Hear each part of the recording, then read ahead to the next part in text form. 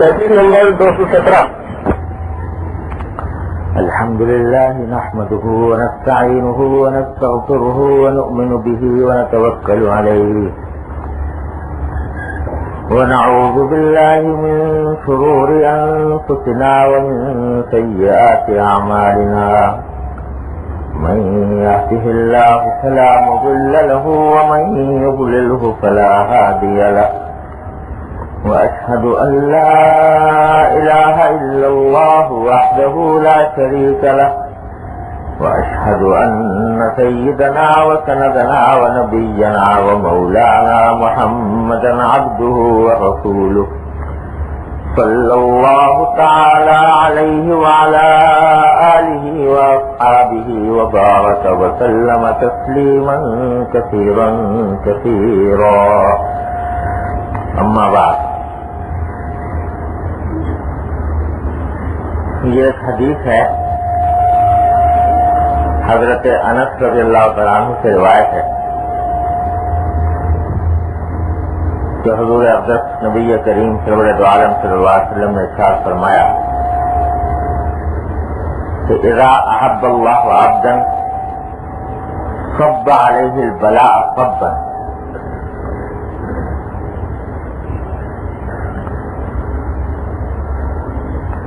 اور بعض کتابوں میں یہ الفاظ اس کے جگہ یہ مروی ہیں کہ اذا احب اللہ عبدا ابتلاہ حتی یسمع تضرعہ.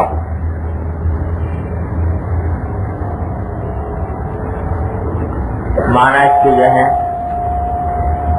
حدیث کا ترجمہ یہ ہے کہ جب اللہ تبارک و تعالی کسی بندے سے محبت فرماتے ہیں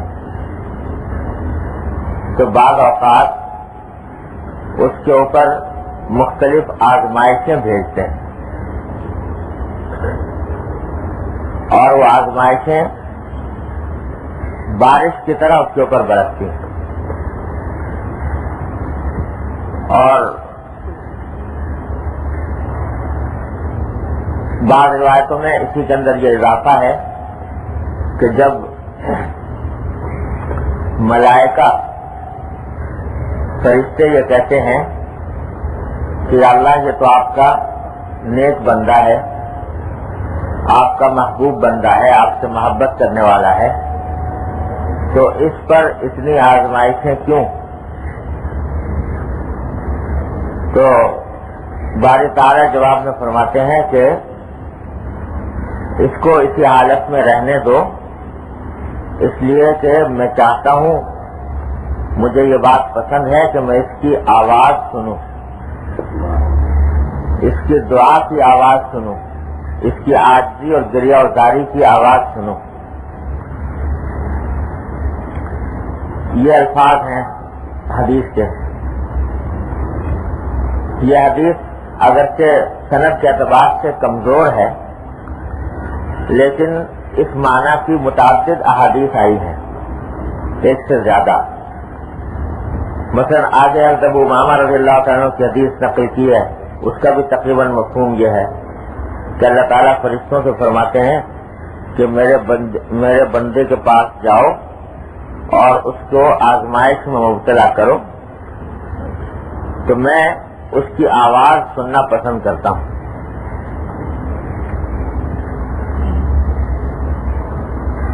یہ حدیث در حقیقت بشارت ہے اس اللہ کے بندے کے لیے جو مختلف تکلیفوں یا پریشانیوں میں مبتلا ہو،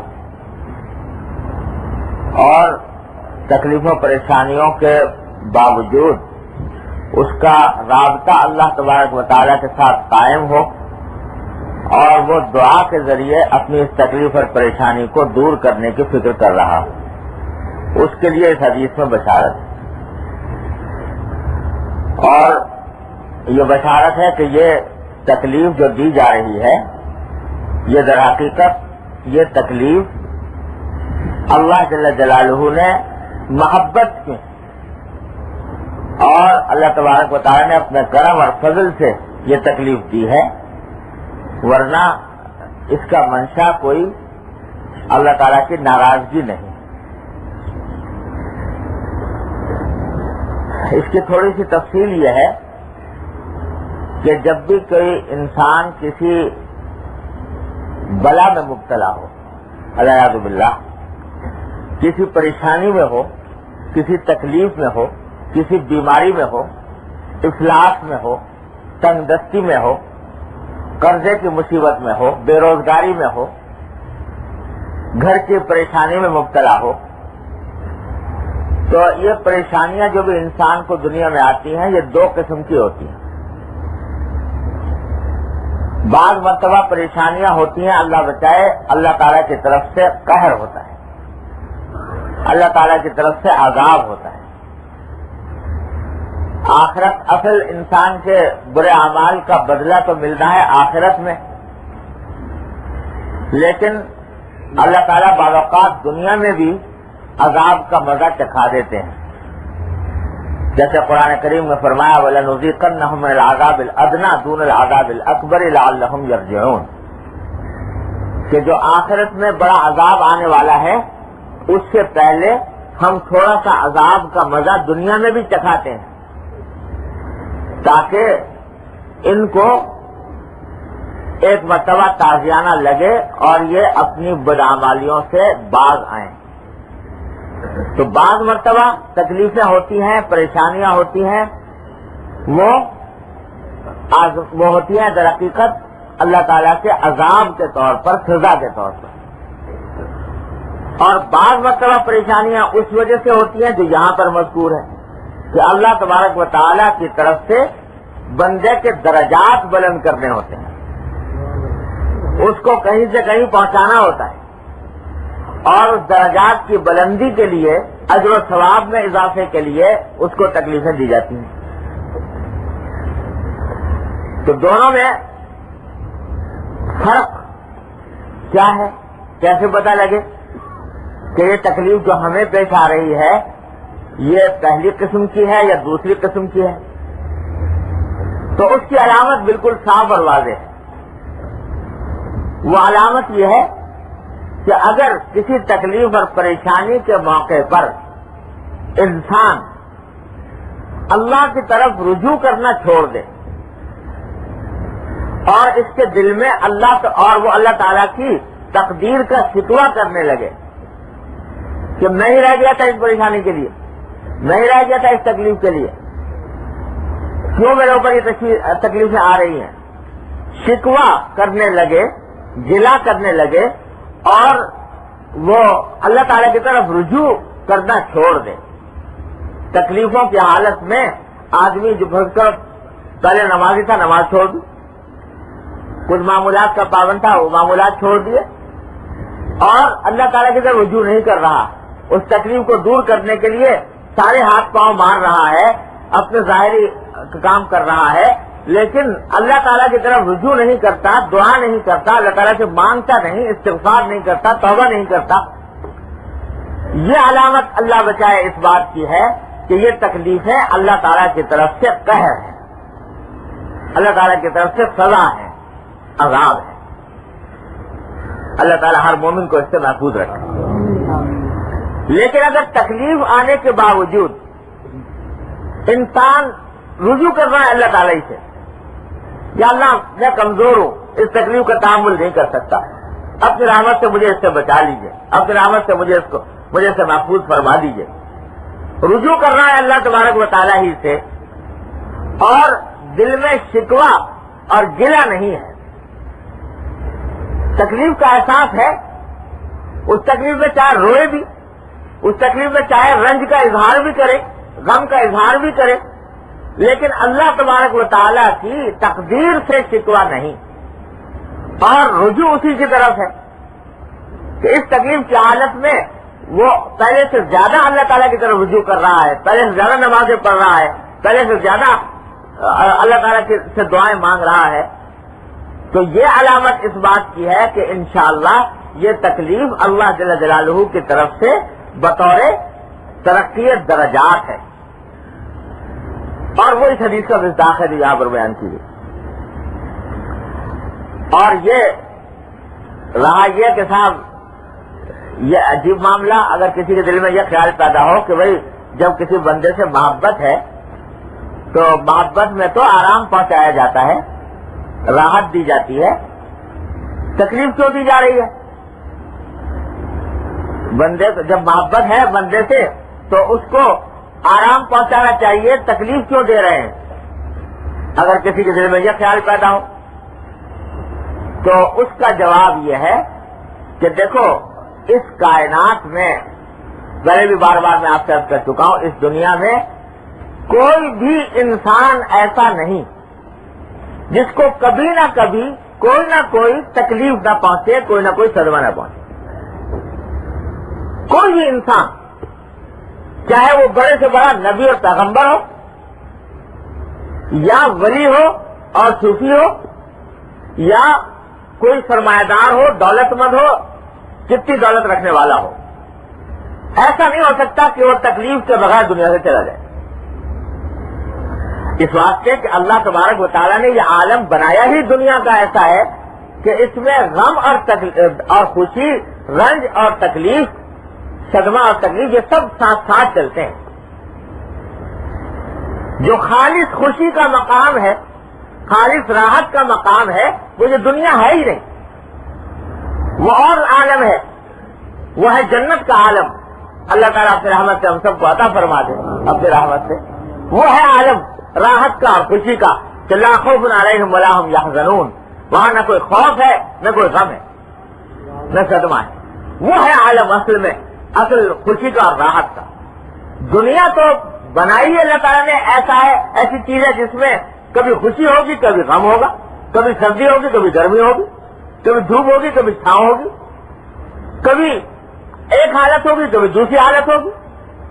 تو دنیا تو اصل میں ہے ہی ایسی چیز، لہذا اس میں ایسا ممکن نہیں کہ کوئی شخص بے غم ہو کر بیٹھ جائے، ہو ہی نہیں سکتا۔ ہمارے حضرت والا حضرت حکیم الامت رسول اللہ تعالیٰ سرہ نے اپنے مواعظ میں قصہ لکھا ہے کہ ایک شخص تھا، اس کی ملاقات ہو گئی کہیں حضرت خضر علیہ السلام سے، حضرت خضر علیہ السلام سے کہیں ملاقات ہوئی تو اس نے حضرت خضر علیہ السلام سے کہا کہ حضرت میرے واسطے یہ دعا کر دیجئے کہ مجھے زندگی میں کوئی غم تکلیف نہ آئے اور میں ساری زندگی بے غم ہو کر گزاروں، کبھی کوئی تکلیف نہ پہنچے۔ حضرت خضر علیہ السلام نے فرمایا کہ بھائی یہ دعا تو ہو نہیں سکتی یہاں دنیا میں، کیونکہ غم تو آئے گا، تکلیف تو آئے گی، لہذا میں یہ دعا تو نہیں کر سکتا۔ البتہ ایک بات کر سکتا ہوں، وہ یہ کہ تم ذرا تلاش کرو اپنے ماحول میں جو آدمی تمہیں سب سے زیادہ بے غم نظر آئے یا سب سے زیادہ کم تکلیف والا نظر آئے، سب سے زیادہ راحت میں نظر آئے، اس کا مجھے پتہ بتا دینا، اس کے لیے میں تمہاری یہ دعا کر دوں کہ اللہ میاں اس کو ایسا بنا دیجیے۔ یہ آدمی جو سب سے زیادہ راحت میں ہے، سب سے زیادہ آرام میں ہے، عیش میں ہے، اور تکلیف میں اس کو سب سے کم ہے، تو اس جیسا بنا دیجیے، یہ دعا کر دوں۔ تو تلاش کر کے بتاؤ کوئی آدمی۔ یہ بڑے خوش ہوئے، میں سوچا کہ چلو کم از کم ایسی دعا تو ایسا تو مل جائے گا کہ جو بہت زیادہ راحت اور آرام میں ہے، عیش میں ہے۔ تو یہ تلاش کرنے کے لیے نکلے، چاروں طرف گھوم پھر کے دیکھا تو ایک جوہر ہی ملا، جو جوہر یہ سونا چاندی زیورات اور یہ قیمتی پتھر یہ فروخت کرتا تھا۔ تو دیکھا تھا بڑی عالیشان اس کی دکان تھی، اس میں نوکر چاکر تھے اور بڑی شاندار سواری میں سوار ہو کے آتا تھا، اور اس کی دکان بھی بڑی مزین اور آراستہ پیراستہ، گھر بھی بڑا عالیشان، اور جا کے دیکھا تو بیٹے اس کے بڑے خوبصورت اور صحت مند دکان کے اوپر بیٹھے ہوئے۔ تو ظاہر حالات سے بالکل معلوم ہوا کہ یہ شخص بڑا عیش میں ہے۔ تو خیال ہوا کہ اس کے بارے میں دعا کراؤں کہ ایسا بن جاؤں۔ لیکن جب دعا کرانے کے جانے لگے تو خیال آیا کہ ذرا اس سے پوچھ تو لوں کہ بھائی تم کس حال میں ہو، کہیں ایسا تو نہیں کہ اندر کوئی اور گڑبڑ ہو اور پھر جو رہی صحیح حالت ہے اس سے بھی جاؤں. تو جا کے پوچھا اس سے کہ بھائی تم بڑے آرام والے ہوتے ہو, بڑے دولت مند ہو, بڑی اچھی دکان ہے, بڑے نوکر چاکر ہے, اور ساری دنیا کی راحتیں نظر آتی ہیں, تو کوئی ایسا تو نہیں کہ میں چاہتا ہوں تم جیسا بن جاؤں, تو کوئی ایسا تو نہیں, کوئی تکلیف تو میں ایسی لائق ہو کہ پریشان کن ہو. تو وہ تنہائی میں لے گیا کہ ذرا میرے ساتھ آؤ. لے جا کر اس سے کہا کہ بھائی تم مجھے سمجھتے ہو کہ میں بڑا دولت مند اور بڑا ایسو آرام میں ہوں, میں تو یہ سمجھتا ہوں کہ اس دنیا میں مجھ سے زیادہ غم میں اور تکلیف میں کوئی اور ہے ہی نہیں. اور پھر اسے جو تفصیل بتائی اپنے گھر کی, اپنی بیوی کی اخلاقی حالت کے بارے میں ایسی ایک قصہ سنایا جو زبان سے سنانا بھی مشکل ہے, اور کہا کہ میں اس کی وجہ سے اس قدر اذیت میں ہوں کہ کوئی لمحہ ذرا ایسا نہیں گزرتا جس کے اندر مجھے یہ اذیت لائق نہ ہوتی ہے. تو تم میرے ظاہری حالات کو دیکھ رہے ہو, ظاہری دولت کو دیکھ رہے ہو, لیکن اندر سے میرے دل میں جو آگ سلگ رہی ہے صدمے کی اور غم کی, اس سے تم واقف نہیں. تو یہ سمجھا کہ دیکھو جتنے لوگ میں آج آرام میں دیکھ رہا ہوں پتہ نہیں کون کس مصیبت میں کس بلا میں گرفتار ہے. تو جا کے کہا کہ جی میں نہیں بتا سکتا کسی کو کہ کون کہ فلاں جیسا ہو جاؤں, خدا جانے کس کے بارے میں میں کہہ دوں کہ اس جیسا ہو جاؤں اور اندر سے وہ کس بلا میں مبتلا ہو. تو کائنات میں کوئی اس دنیا میں کوئی بھی شخص صدمے سے, غم سے, تکلیف سے فارغ ہو ہی نہیں سکتا. کسی کو کم, کسی کو زیادہ, کسی کو کوئی تکلیف, کسی کو کوئی تکلیف. اللہ تعالیٰ نے یہ نظام ایسا بنایا کہ کسی کو کوئی دولت دے دی ہے اور کسی کو سے کوئی دولت لے لی ہے. کوئی ہے اس کو صحت نصیب ہے, دولت کم ہے, کسی کے پاس دولت ہے, صحت کے اندر پریشانی ہے, کسی کے گھر کے حالات اچھے ہیں, معاشی حالات خراب ہے. ہر شخص کا اپنا الگ حال ہے اور تکلیفیں اس کو پہنچنی ہے دنیا میں. جب پہنچنی ہی ٹھہری, تکلیفیں تو پہنچنی ہی ٹھہری, تو اللہ تبارک و تعالیٰ فرماتے ہیں کہ یہ میرا محبوب بندہ ہے تو میں اس کے لیے تکلیف کو دائمی راحت کا ذریعہ بنانا چاہتا ہوں کہ یہ تکلیف اور یہ صدمہ, یہ پریشانی اس کے لیے دائمی راحت کا ذریعہ بن جائے اور اس کا مقام بلند ہو جائے. آخرت میں جب پہنچے میرے پاس تو ایسا پاک صاف ہو کر پہنچے کہ اعلیٰ ترین درجات کا مستحق. اس واسطے عطا فرماتے اور اپنے پیاروں کو دیتے ہیں. انبیاء علیہ السلام سے زیادہ محبوب تو اس کائنات میں کوئی ہو نہیں سکتا. لیکن حدیث میں آیا, نبی کریم صلی اللہ علیہ وسلم نے ارشاد فرمایا, اشد الناس بلاء الانبیاء ثم الامثل فالامثل, کہ اس دنیا میں سب سے زیادہ آزمائشیں آتی ہیں انبیاء علیہ السلام پر, اور پھر ان کے بعد جتنا کوئی ان سے زیادہ قریب ہوتا ہے, ان سے مشابہت رکھنے والا ہوتا ہے, اتنی آزمائشیں اس کے اوپر آتی ہیں. جتنا ان سے قریب ہوتا جائے گا اتنا ہی آزمائشیں ان کے اوپر آئیں گے. دیکھو ابراہیم خلیل اللہ لقب ہے کہ نہیں؟ خلیل اللہ کے معنی اللہ کے دوست, اللہ کے دوست. مگر کیا کیا بلائے, کیا کیا مسائب آئے اور کیا کیا آزمائشیں پیش آئی. آگ میں ان کو ڈالا جا رہا ہے, بیٹے کو ذبح کرنے کا ان کو حکم آ رہا ہے, بیوی بچے کو ایک بے آب و گیا وادی میں چھوڑ کر جانے کا حکم ان کے اوپر آ رہا ہے. غرض کوئی نو تکلیف کی ایسی نہیں ہے جو ان کے اوپر آئی نہ ہو. اپنے پیارے ہیں لیکن دیا جا رہا ہے, تکلیف دی جا رہی ہے, اس واسطے دی جا رہی ہے تاکہ ان کے درجات بلند کیے جائیں. ارے جب ان تکلیفوں کا انعام ملے گا آخرت میں تو اس وقت پتہ چلے گا کہ یہ تکلیفیں تو کوئی پریکاش کے برابر حیثیت ہی نہیں رکھتی تھی. وہ تو بھول جائے گا انسان, اور پھر اس کے بدلے جو انعامات اللہ تبارک و تعالیٰ کی طرف سے ہوں گے تو ان کا کچھ ٹھکانہ نہیں.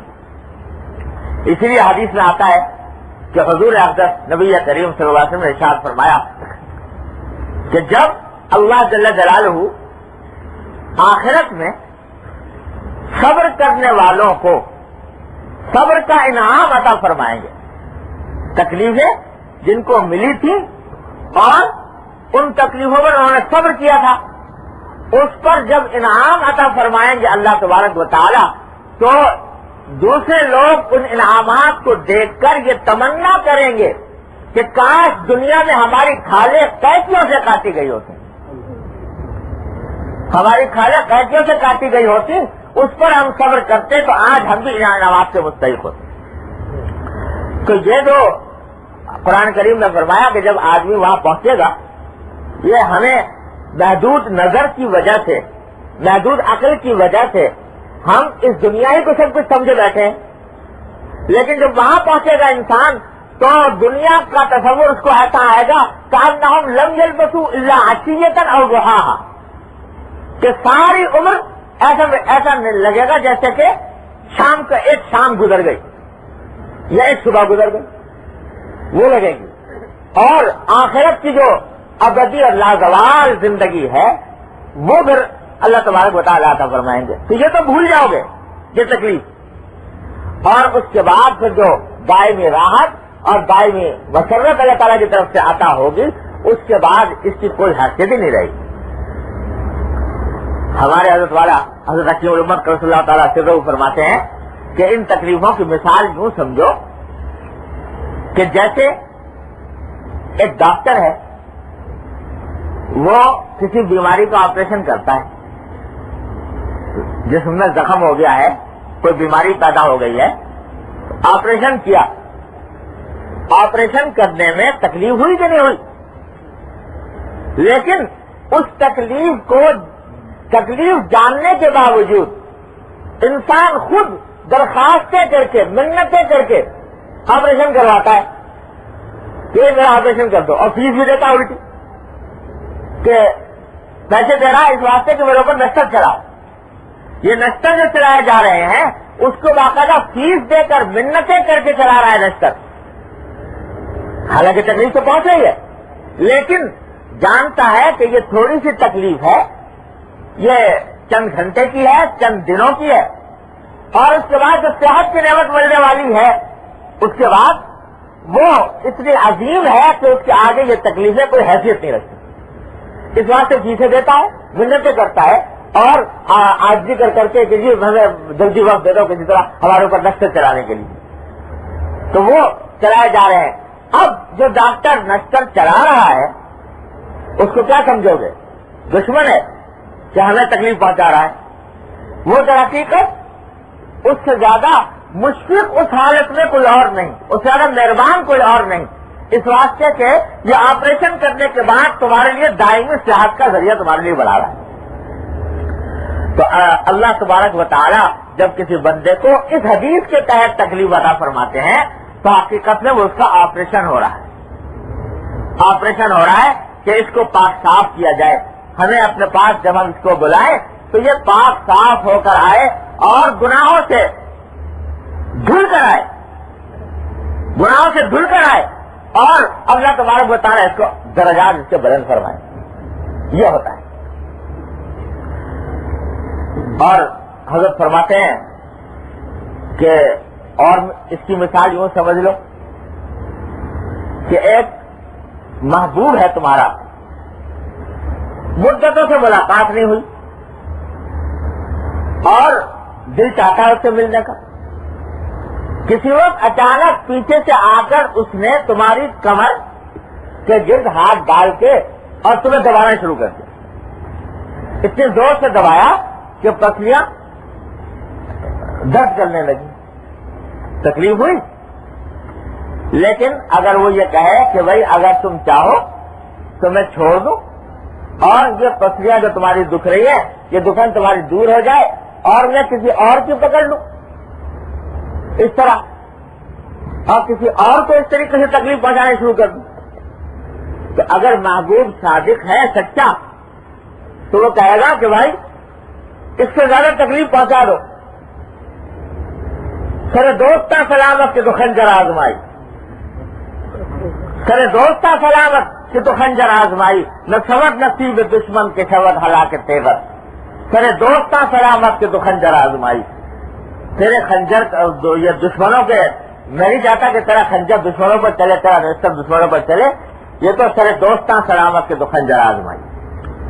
تو اللہ تبارک و تعالیٰ کی طرف سے یہ جو آتی ہیں تکلیفیں، حقیقت میں اللہ کے ان بندوں پر جو رجوع کرنے والے ہیں اللہ تعالیٰ کی طرف، تو فرماتے ہیں لَنَبْلُوَنَّكُمْ بِشَيْءٍ مِّنَ الْخَوْفِ وَالْجُوعِ وَنَقْصٍ مِّنَ الْأَمْوَالِ وَالْأَنفُسِ وَالثَّمَرَاتِ، ہم تمہیں آزمائیں گے، ضرور آزمائیں گے، یعنی اس کی تاکید کے ساتھ لَنَبْلُوَنَّكُمْ، تمہیں ضرور آزمائیں گے۔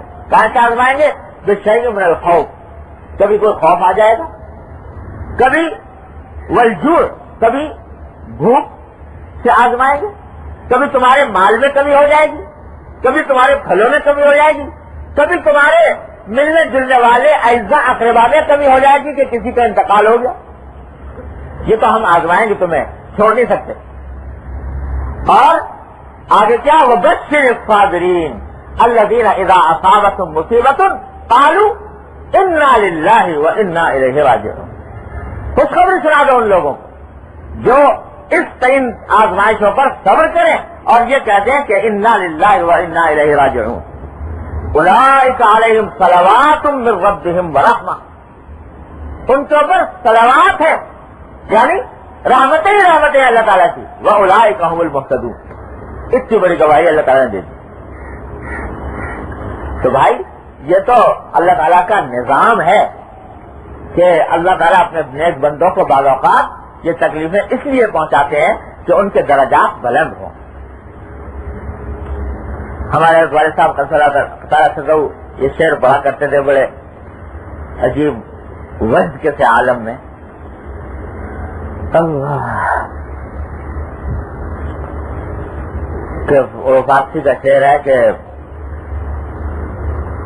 ماں پروریم دشمن و مانی کشیم دوست، ماں پروریم دشمن و مانی کشیم دوست، کسرا چراؤ چون رسد در قضائے ماں، کہ ہم بعض اوقات دشمن کو پالتے ہیں، اس کو ترقی دیتے ہیں، اور دوست کو مارتے ہیں، دوست کو تکلیف پہنچاتے ہیں۔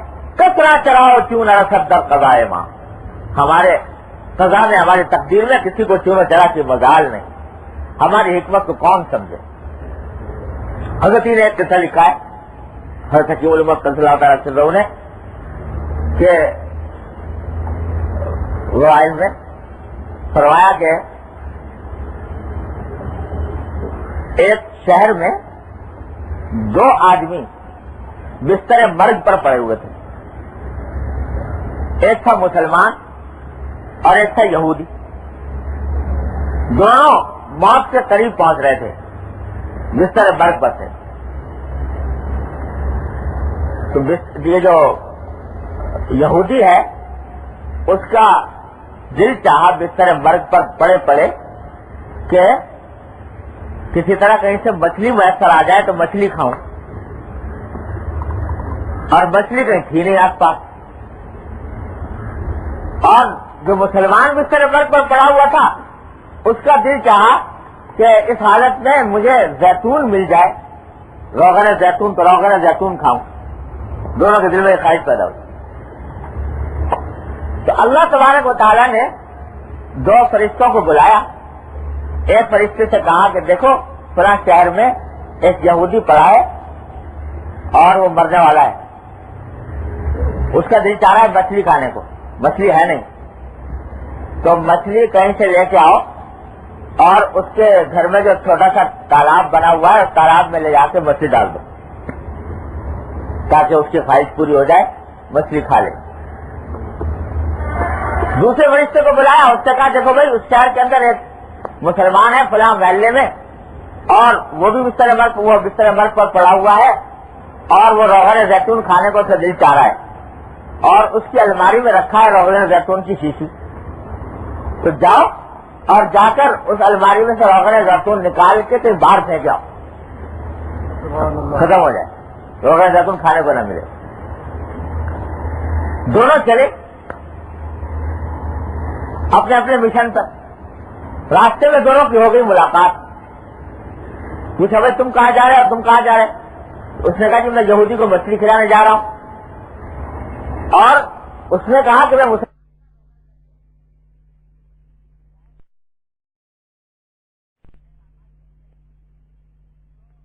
یہ نیکیاں اگرچہ ہمارے ہاں آخرت میں مقبول نہیں، لیکن ہم دنیا میں ان نیکیوں کا حساب چکا دیتے ہیں۔ ہم یہ چاہتے ہیں کہ جو کچھ نیکیاں ہیں ان کا بدلہ ان کو دنیا میں اچھی شکل کے اندر مل جائے، اور جب یہ ہمارے پاس آئے تو ان کا حساب چکا ہوا ہو، اور ہمارے ذمہ ان کی کسی نیکی کا حساب نہ ہو۔ اور مسلمان کے بارے میں یہ چاہتے ہیں کہ اس کے گناہوں کا حساب دنیا میں چکا دے، اور ہمارے پاس جب آئے تو گناہوں سے پاک ہو کر آئے۔ تو یہودی جو ہے اس کے اور سارے حساب ہم چکا چکے تھے، لیکن اس کی ایک نیکی باقی تھی جو ابھی تک اس کا بدلہ اس کو دنیا میں دیا نہیں گیا تھا۔ تو اب اس کے دل میں خواہش پیدا ہوئی مچھلی کھانے کی، تو ہم نے کہا کہ اس نیکی کا بدلہ اس کو یہاں پر دے دیں تاکہ جب یہ آئے تو اس کی نیکیوں کا حساب چک چکا ہو۔ اور یہ مسلمان جو ہے اس کے گناہ معاف ہو چکے تھے بیماری کے دوران بہت کچھ، لیکن ابھی ایک گناہ باقی تھا اور اب آنے والا تھا ہمارے پاس۔ تو اگر یہ اسی حالت میں آ جاتا تو گناہ اس کے نامے ہمارے میں ہوتا۔ تو ہم نے یہ چاہا کہ اس کی اس خواہش کو رد کر کے ایک چوٹ اور لگائی جائے، اور ایک چوٹ اور لگا کر اس کا یہ گناہ کا حساب صاف کر دے، ہمارے پاس آئے تو پاک صاف ہو کر آئے۔ یہ ہے تو کون اس حکمتوں کا احاطہ کرے؟ اللہ جل جلالہ کی یہ چھوٹی سی عقل، یہ چھوٹی سی فکر، اسی کے بلبوتے پر انسان یہ کہتا پھرتا ہے کہ صاحب یہ کیوں ہو گیا، وہ کیوں ہو گیا، ایسا کیوں ہوا، مجھے کیوں تکلیف پہنچ رہی، اس کو کیوں نہیں پہنچ رہی۔ یہ سب اللہ جل جلالہ کی حکمتوں کا نظام ہے جو اس طریقے سے چل رہا ہے۔ ماں پروریم دشمنوں مانی کشیم دوست، کسرا چڑھاؤ چون رسد در قضائے ماں۔ ان کا نظام ہے، ان کی تدبیر ہے، ان کی حکمتیں ہیں، وہ متصرف ہیں اس کائنات میں، وہ یہ سارے کام کر رہے ہیں۔ انسان کے بس کا کام نہیں ہے کہ وہ اس کا ادراک بھی کرے۔ یہ ایک قصہ کسی بزرگ کو منقسم ہو گیا ہوگا کہیں، لیکن ہمیں کیا پتا کہ کون سے وقت میں اللہ تبارک و تعالیٰ کی کیا حکمت جاری ہے۔ اور یاد رکھو ہمارے حضرت والا قدس اللہ تعالیٰ سرہ فرمایا کرتے حضرت ڈاکٹر صاحب قدس اللہ تعالیٰ سرہ، اور بزرگوں کی بات ہے، فرماتے تھے کہ بھائی پہلے زمانے میں تم نے دیکھا ہوگا کہ سنا ہوگا کہ جو لوگ اپنے اصلاح کرنے کے لیے کسی بزرگ کے پاس، کسی شیخ کے پاس جاتے تھے تو بڑے لمبے چوڑے مجاہدات، بڑی لمبی چوڑی ریاضتیں کرنی پڑتی تھی۔ اس کے قصے میں پہلے آپ کو سنائے ہیں بہت سے، کس طرح مجاہدے کرتے تھے لوگ۔ یہ مجاہدے ہوتے تھے اختیاری، کہ اپنے اختیار سے انسان نے کوئی مجاہدہ کیا اپنے نفس کشی کا۔ اب وہ کہاں رہے مجاہدے، کہاں رہی ریاضتیں؟ تو اللہ تبارک و تعالیٰ نے ایسے بندوں کو بھی مجاہدے سے محروم نہیں فرمایا۔ جو بندے اختیاری مجاہدے نہیں کرتے تو بعض اوقات اللہ تبارک و تعالیٰ کی طرف سے ان کو اضطراری مجاہدہ کرایا جاتا ہے۔ اضطراری یعنی زبردستی پکڑ کر مجاہدہ کرایا جاتا ہے، یہ اضطراری مجاہدہ۔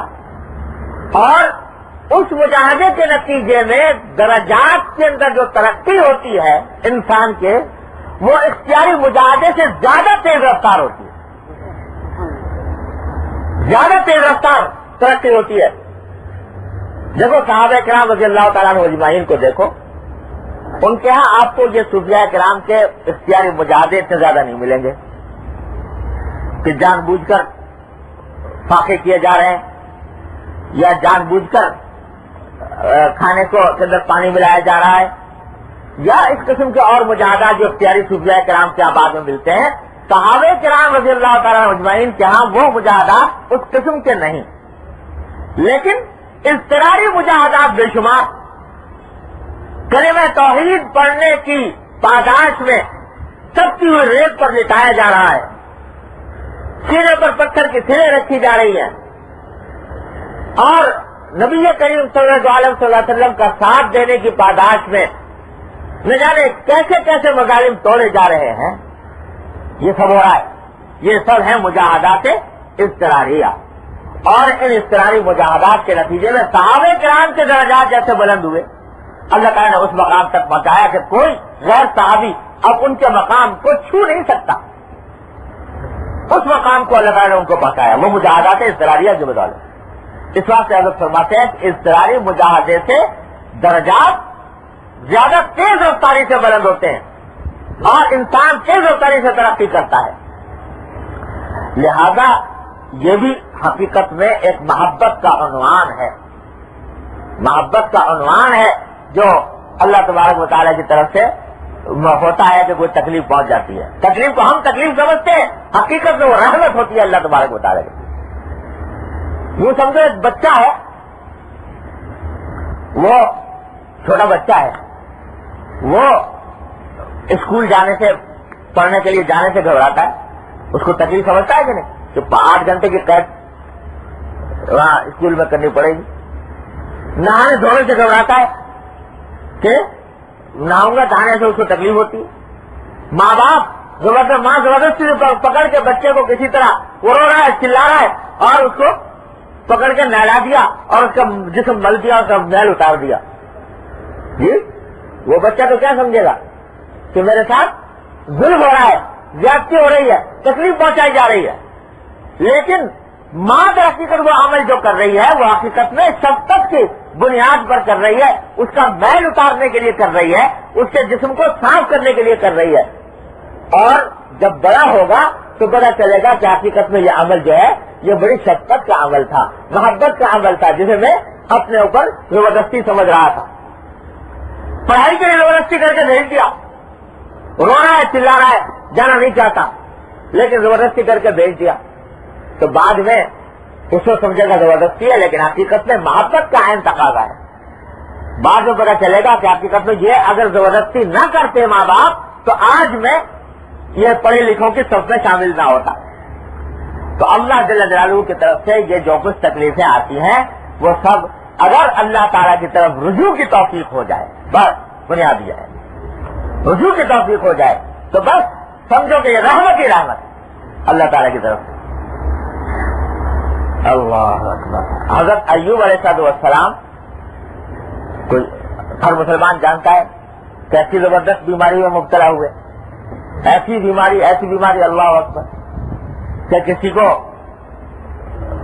اس کا تصور کر کے بھی رونگٹے کھڑے ہوتے. ایک طرف تو بیماری تھی زبردست، اور روایتوں میں آتا ہے کہ اس بیماری کے عالم میں پہنچ گیا شیطان،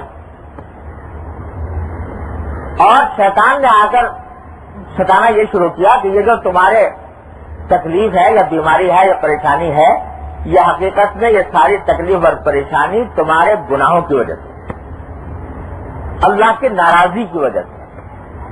تم اللہ تعالیٰ تم سے ناراض ہے، اس واسطے اس تکلیف میں تم کو مبتلا کیا ہوا ہے.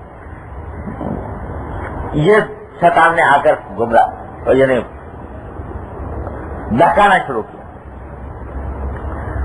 تو حضرت ایوب علیہ السلام نے مناظرہ کیا ہے شیطان سے اس موضوع پر.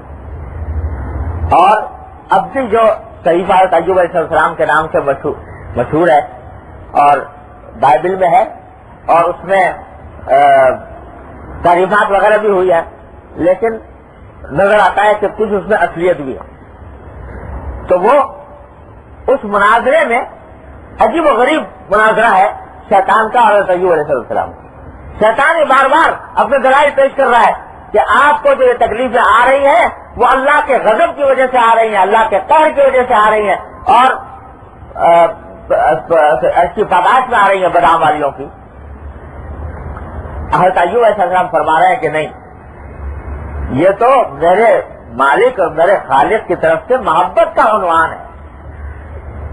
وہ یہ فرما رہے ہیں کہ یہ اللہ تعالیٰ کی طرف سے محبت کا عنوان ہے، اور یہ جو کچھ بھی ہو رہا ہے وہ اللہ تبارک و تعالیٰ اپنی رحمت و شفقت کی وجہ سے فرما رہے ہیں.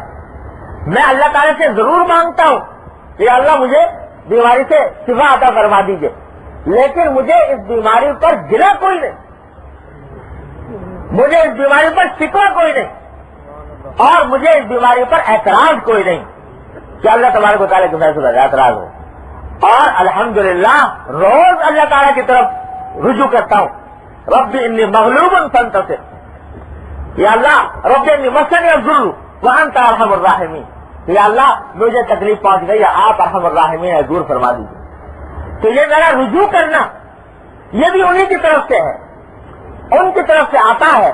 جب وہ مجھے رجوع کی توفیق دے رہے ہیں اپنی جناب میں، اپنی بارگاہ میں، تو پتہ چل رہا ہے کہ یہ تکلیف حقیقت میں یہ ان کی رحمت کا ایک عنوان ہے، ان کی محبت کا عنوان ہے۔ یہ پورا زبردست مناظرہ کیا ہے، وہ سارا صحیفہ ایوب اسی مناظرے میں بھرا ہوا ہے۔ لیکن اس سے یہ بات معلوم ہوئی کہ حضرت ایوب علیہ السلام نے کھلی کھلی علامت بتا دی کہ کون سی تکلیف ایسی ہے جو اللہ کی طرف سے قہر ہوتی ہے، اللہ بچائے، اور کون سی تکلیف ایسی ہے جو اللہ تعالیٰ کی طرف سے انعام ہوتی ہے۔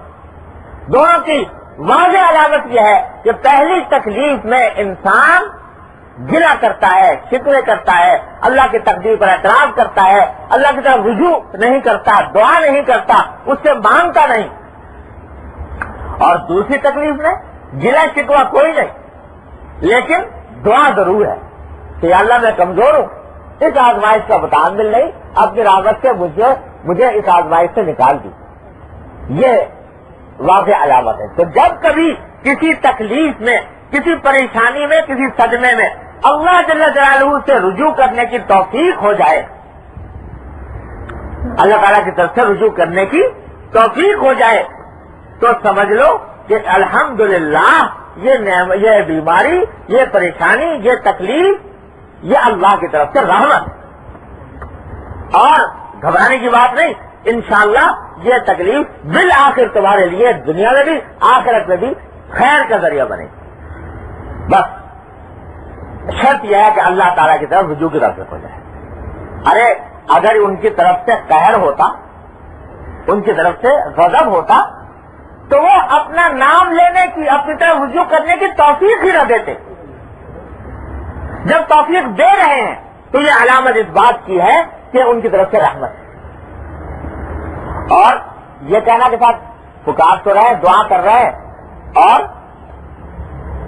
قبول تو ہو نہیں رہی، بیماری جا نہیں رہی، تکلیف رفع نہیں ہو رہی، تو خوب سمجھ لو کہ دعا کی قبولیت ہی یہ ہے کہ ان کی بارگاہ میں عرض معروض کرنے کی توفیق ہو جانا، یہی قبولیت ہے دعا کی، یہی دعا کی قبولیت ہے کہ ان کی بارگاہ میں عرض معروض کرنے کی توفیق عطا ہو گئی۔ یہی اللہ تبارک و تعالیٰ کی طرف سے قبولیت ہے دعا کی۔ کیا ہوگا کہ تکلیف پر انعام الگ ملے گا، اور اس دعا پر الگ ملے گا، اور اس دعا کے بعد جب دوبارہ دعا کی توفیق ہوگی اس پر الگ ملے گا۔ تو یہ اللہ تعالیٰ کی طرف سے رفع درجات کا ذریعہ بن رہا ہے۔ وہ مولانا رومی رحمۃ اللہ علیہ فرماتے ہیں کہ گفت عام اللہ ہے تو لبیک کے ماں، کہ جب تو زبان سے ہمارا نام لیتا ہے، اللہ کہتا ہے، تو تیرا اللہ کہنا ہی ہماری طرف سے لبیک کہنا ہے، یعنی ہماری طرف سے قبولیت ہے اس بات کی کہ تو نے ہمیں پکارا تو ہم نے تیری بات کو سنا۔ اب وہ تو ہماری حکمت کا تقاضا ہے کہ کب اس تکلیف کو دور کرنا ہے، کب اس پریشانی کو دور کرنا ہے۔ تو جلد باز ہے، جلدی مانگ رہا ہے، اور ہماری حکمت کا تقاضا ہے کہ کچھ دیر، تو اور کچھ دیر کے بعد جب پورا کیا جائے گا تو اس میں تیرے درجات کہیں سے کہیں پہنچ جائیں گے، کہاں سے کہاں پہنچیں گے۔ تو تکلیف میں شکوہ گلا نہیں، مگر مانگو ضرور، یا اللہ مجھ سے برداشت نہیں ہو رہا، یا اللہ مجھ سے برداشت نہیں ہو رہا، یا اللہ مجھے یہ تکلیف جو ہے یہ میں کمزور ہوں، میری اس تکلیف کو دور فرما دیجیے۔ نہ تو شروع میں مانگو، تکلیف مت مانگو اللہ سے، اللہ بچائے، آزمائش مت مانگو، تکلیف مانگنے کی چیز نہیں، لیکن جب آ جائے تو آ جانے کے بعد صبر کرنے کی چیز ہے، اور صبر کے معنی ہے کہ گلا شکوہ نہیں، اور ساتھ میں دعا کرتا رہے انسان کہ اللہ میں کمزور ہوں، مجھے اس سے دور، اس سے نکال دیجیے تکلیف، تکلیف سے پناہ مانگو. اسی واسطے حضور اقدس صلی اللہ علیہ وسلم پناہ مانگی، یا اللہ میں آپ کی پناہ مانگتا ہوں سیء الاسقام سے، بری بری بیماریوں سے، برے امراض سے پناہ مانگتا ہوں. ساری تکلیفوں سے پناہ مانگی نبی کریم صلی اللہ علیہ وسلم. اور اس کے بعد لیکن اگر کبھی آ گئی تکلیف تو اس آنے کے بعد اس کو اپنے لیے رحمت سمجھا اور اس کے ازالے کی بھی دعا مانگی، رحمت بھی سمجھا، ازالے کی بھی دعا مانگی. ہمارے حضرت والا صلی اللہ تعالیٰ سرہ نے ایک جگہ فرمایا کہ ایک مرتبہ حضرت حاجی امداد اللہ صاحب مہاجر مکی قدس اللہ تعالیٰ سرہ یہی مضمون کسی مجلس میں بیان فرما رہے تھے کہ بھائی جتنی تکلیفیں ہوتی ہیں وہ بھی حقیقت میں اللہ تعالیٰ کی طرف سے رحمت ہوتی ہیں اور اللہ تعالیٰ کی طرف سے انعام ہوتی ہیں بندے کے لیے، اگر انسان کی قدر پہچانے اور رجوع کرے اللہ تعالیٰ کی طرف. یہی مضمون کافی دیر تک بیان فرما رہے تھے. اتنے میں ایک شخص آ گیا، وہ تھا جذام کا مریض، کوڑ، اور اس حالت میں آیا کہ اس کا سارا جسم جیسے بہہ رہا ہے جذام اور برف کی وجہ سے، اس کے کوڑ کی وجہ سے. آ کر حضرت حاجی صاحب سے عرض کیا کہ حضرت میرے لیے دعا فرما دیجیے کہ اللہ تعالیٰ مجھے میری یہ تکلیف دور فرما دے. تو حاضرین جو ہیں وہ یہ سوچنے لگے کہ ابھی تو حضرت بیان فرما رہے تھے کہ جتنی تکلیفیں ہوتی ہیں وہ حقیقت میں اللہ تعالیٰ کی طرف سے انعام ہوتی ہیں، رحمت ہوتی ہیں، اور اب یہ آدمی آ گیا دعا منگوا رہا ہے. اب یہ دعا مانگیں گے کہ اس رحمت کو دور کر دیجیے، جب یہ رحمت ہے تو مانا اس یہ ہوگا کہ رحمت کو دور کر دیجیے، اس رحمت سے مجھے معروم کر دیجیے. تو دیکھیں کیا دعا مانگتے. تو حضرت نے دعا یہ مانگی کہ یا اللہ یہ تکلیف جو اس بندے کو ہے تو یہ بھی آپ کی رحمت کا عنوان، لیکن ہم اپنی کمزوری کی وجہ سے اس کے متحمل نہیں. تو اے اللہ اپنی رحمت سے اس بیماری کی نعمت کو صحت کی نعمت سے تبدیل فرما، اس بیماری کی نعمت کو صحت کی نعمت سے تبدیل فرما دیجیے. نعمت تو یہ بیماری بھی ہے لیکن ہم چونکہ کمزور ہیں، تحمل نہیں، اس واسطے دوسری نعمت اس کی جگہ عطا فرما دیجیے. یہ دعا فرما. یہ ہے جو دین کی فہم اللہ تبارک و تعالیٰ جب کسی کو عطا فرماتے ہیں، بزرگوں سے حاصل کرنے والی چیز یہ ہوتی ہے. ہمارے واجد رحمۃ اللہ علیہ کو بھی ایک مرتبہ اسی تکلیف میں یہی جملہ کہتے ہوئے میں نے سنا، فرمایا کہ بھائی کیا اللہ یہ تکلیف کی نعمت کو، بیماری کی نعمت کو صحت کی نعمت سے تبدیل فرما دیجیے، میری کمزوری پر رحم فرما دیجیے. تو اس طرح مانگے انسان. یہ بڑے نازک مقامات ہیں. نہ تو بیماری اور تکلیف مانگنے کی چیز ہے، پناہ مانگنی چاہیے، لیکن جب آ جائے تو اس کو اللہ تبارک و تعالیٰ کی طرف سے سمجھ کر اس کو رجوع کرے اللہ تعالیٰ کی طرف، اور گرہ شکوہ اپنے اندر پیدا نہ ہونے. خلاصہ یہ نکلا. اس لیے حدیث میں جو فرمایا، یا حدیث کا جو مضمون ہے کہ جب اللہ تعالیٰ کسی بندے سے محبت فرماتے ہیں تو اس کو کسی آزمائش میں مبتلا فرما دیتے ہیں کہ اس کا رونا ہمیں اچھا لگتا ہے، اس کی گریہ داری ہمیں اچھی لگتی ہے، اس کا ہمیں پکارنا اچھا لگتا ہے، اس واسطے اس کو تکلیف دے رہے ہیں تاکہ یہ ہمیں پکارے اور ہم اس کی پکار کے جواب میں اس کے درجات بلند کریں، اس کو کہاں سے کہاں پہنچائیں.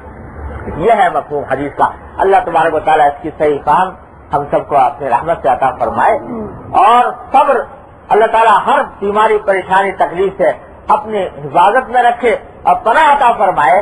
لیکن جب کبھی کوئی تکلیف ہو تو اللہ تعالیٰ صبر کرنے کی توفیق عطا فرمائے اور صبر جو اللہ تعالیٰ اپنی طرف رجوع کرنے کی توفیق عطا فرمائے. لا الہ الا اللہ. اب حضرت کیا فرماتے ہیں حدیث کے تحت؟ حدیث تو میں نے نقل کر دی آپ کو. حضرت فرماتے ہیں یہ مجاہدہ اضطراریہ ہے، یعنی وہی جب یہ عرض کر رہا تھا کہ یہ جو تکلیفوں میں یا پریشانیوں میں انسان کے نفس پر مشقت پیش آتی ہے، یہ مجاہدہ اضطراریہ ہے. اور اس میں اس شکایت کی حکمت بھی مذکور ہے جو بزرگوں سے منقول ہے.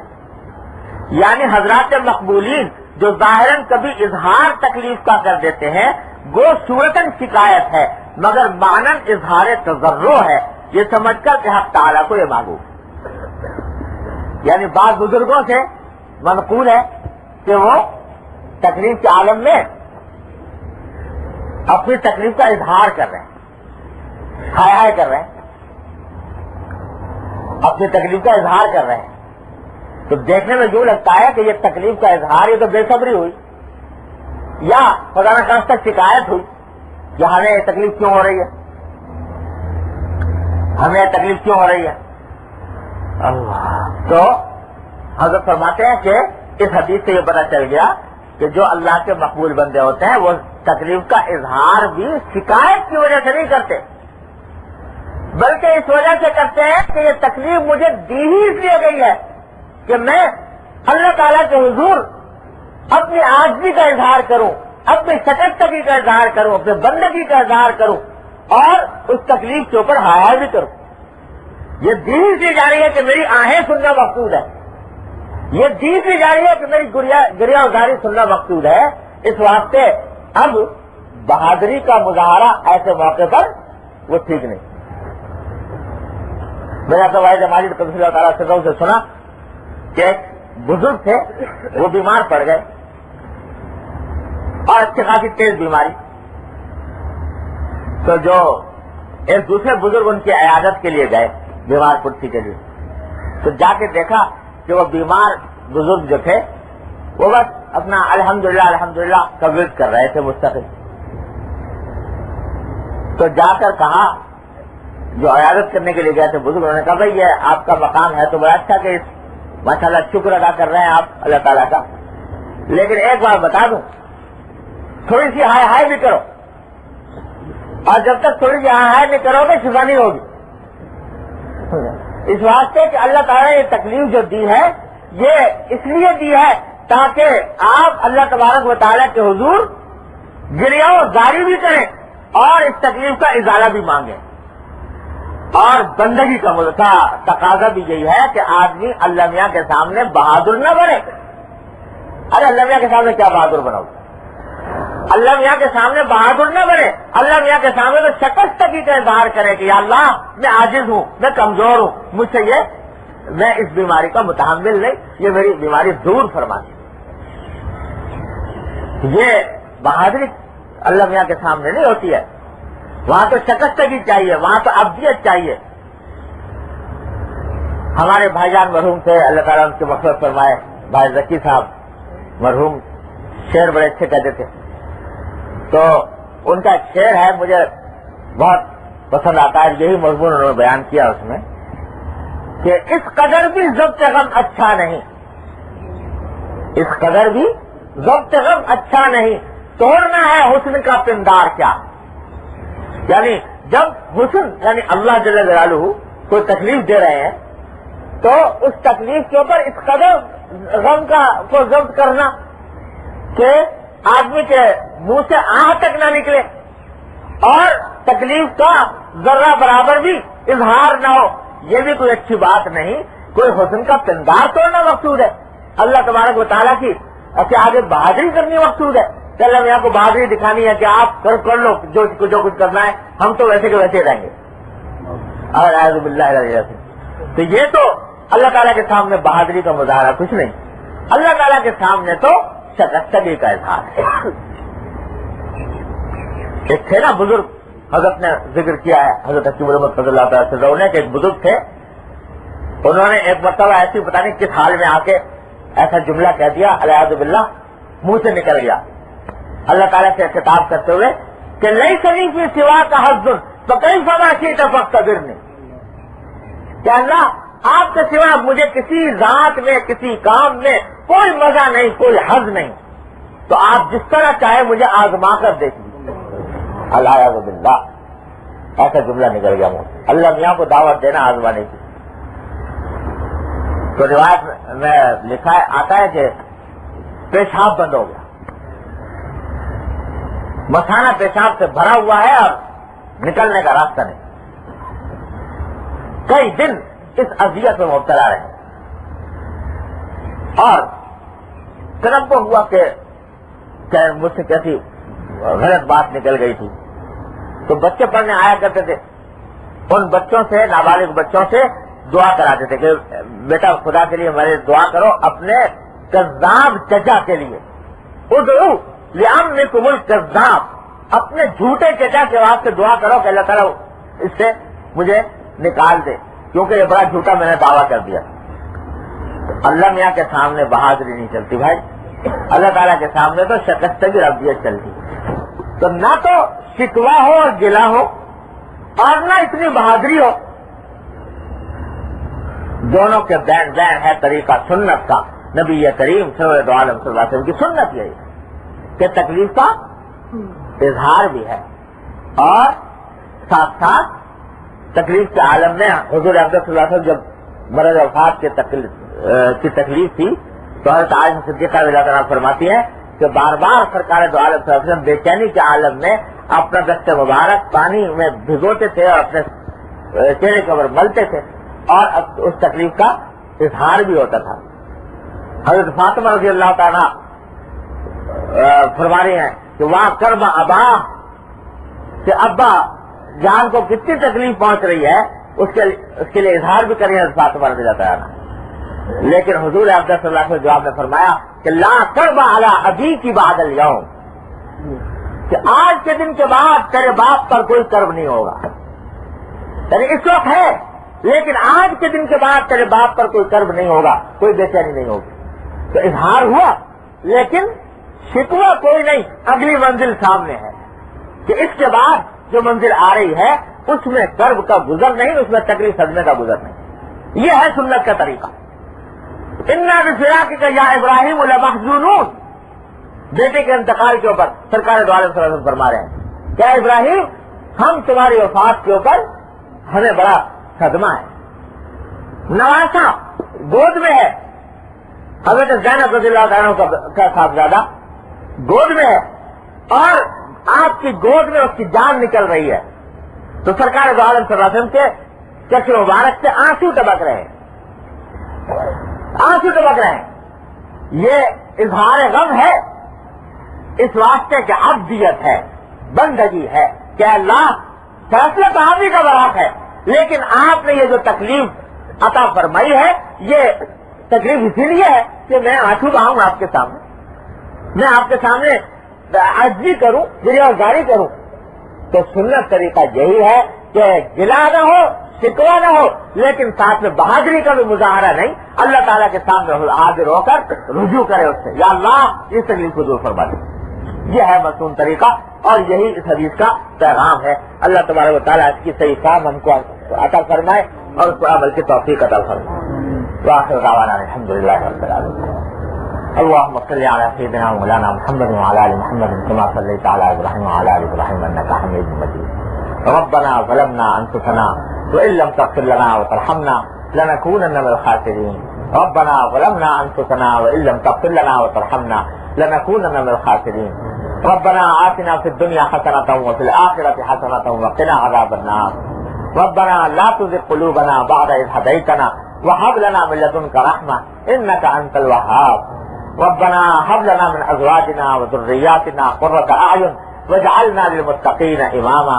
اللهم اقسم لنا من خشيتك ما تحول به بيننا وبين معصيتك ومن طاعتك ما تبلغنا به جنتك ومن اليقين ما تهون به علينا مصائب الدنيا ومتعنا بأسماعنا وأبصارنا وقواتنا ما أحييتنا واجعله الوارث منا واجعل ثارنا على من ظلمنا وانصرنا على من عادانا ولا تجعل مصيبتنا في ديننا ولا تجعل مصيبتنا في ديننا ولا تجعل مصيبتنا في ديننا ولا تجعل الدنيا أكبر همنا ولا مبلغ علمنا ولا غاية رغبتنا ولا تسلط علينا من لا يرحمنا.